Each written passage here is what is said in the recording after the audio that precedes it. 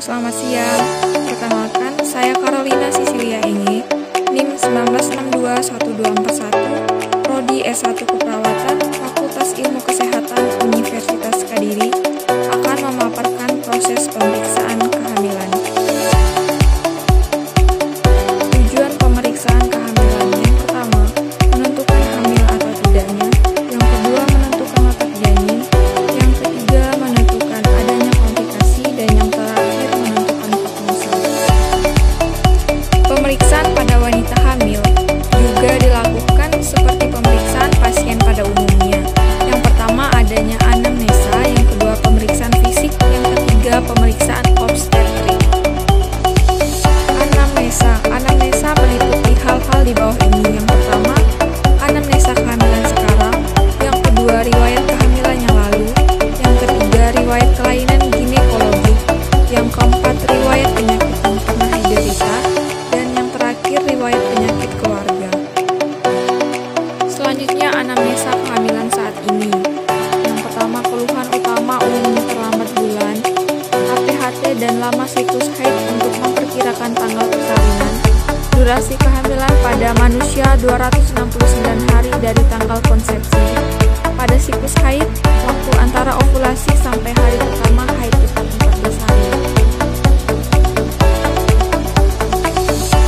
Bila HPHT lupa, gerakan anak yang pertama kali dirasakan oleh ibu adalah weakening pada usia hamil 16-18 minggu atau biasa disebut dengan multipara, atau kurang lebih 20 minggu dan biasa disebut dengan primipara. Selanjutnya, keluhan lain. Yang pertama, mual dan muntah.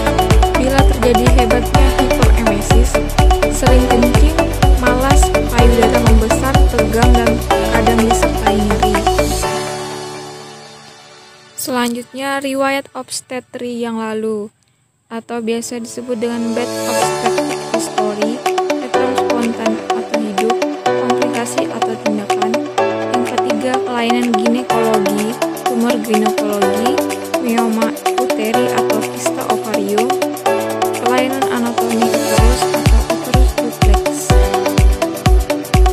Yang keempat, penyakit yang pernah diderita yang berpengaruh pada kehamilan. Yang pertama, infeksi, HIV, hepatitis, penyakit ginjal dan jantung. Yang kelima, riwayat penyakit keluarga yang diturunkan, yaitu pertama, DM atau diabetes mellitus. Yang kedua, hipertensi. Yang ketiga, penyakit darah atau thalassemia rhesus. Selanjutnya, pemeriksaan fisik. Yang pertama, tinggi badan. Normal tinggi ibu lebih dari 145 cm. Bila tinggi ibu kurang dari 145 cm, kemungkinan kesempatan panggul atau PPD meningkat. Yang kedua, tekanan darah. Pengukuran tekanan darah yaitu tidur miring kiri, duduk diukur pada lengan yang sama. Yang ketiga, berat badan. Kenaikan BB rata-rata 0,5 kg setelah minggu ke-16. Yang paling berarti adalah pada trimester 2. Penambahan BB ibu selama kehamilan kurang lebih 11 kg. Kenaikan BB ibu untuk setiap individu tergantung pada berat ibu sebelum hamil. Selanjutnya, jantung dan paru-paru. Karena kehamilan normal menimbulkan keadaan hiperdinamik pada sistem kardiovaskular oleh karena terjadinya hemodilusi. Dan juga sering terdengar bising, murmur. Pada paru tidak terjadi perubahan kecuali bila ada kelainan. Selanjutnya, ekstremitas dan skeletal. Yang pertama, ekstremitas, oedema dan varises. Perbedaan panjang, ekstremitas bawah. Postur, terjadi perubahan postur pada kehamilan sehingga menimbulkan nyeri pada punggung atau pinggang. Penilaian tulang panggul. Yang pertama, bentuk dan ukuran panggul merupakan faktor kritis pada proses persalinan. Yang kedua, pengukuran panggul baik secara klinis atau radiologis tidak banyak berguna dalam menentukan keberhasilan persalinan. Yang ketiga, pelvimetri klinik mempunyai nilai prognostik pada kelainan panggul karena trauma atau bawaan. Berikut adalah gambar dari penilaian panggul dengan pemeriksaan dalam.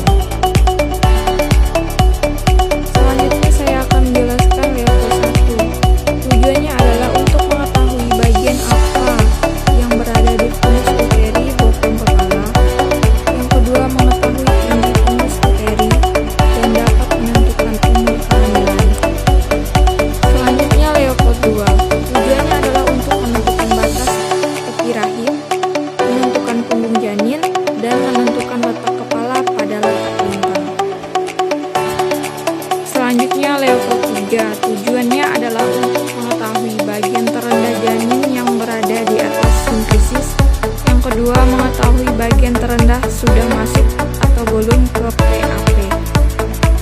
Selanjutnya yang terakhir yaitu Leopold 4, yaitu tujuannya untuk mempertegas Leopold 3. Selanjutnya ada palpasi Muller-Kerr, yaitu tujuannya untuk mengetahui adanya disproporsi antara kepala dengan PAP.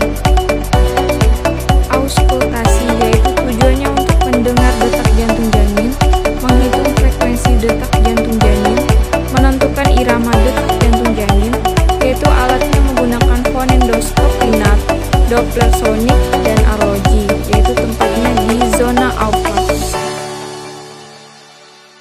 Sekian pemaparan dari saya mengenai proses pemeriksaan kehamilan. Semoga bermanfaat bagi para pendengar dan pembaca. Akhir kata saya ucapkan selamat siang, salam sejahtera bagi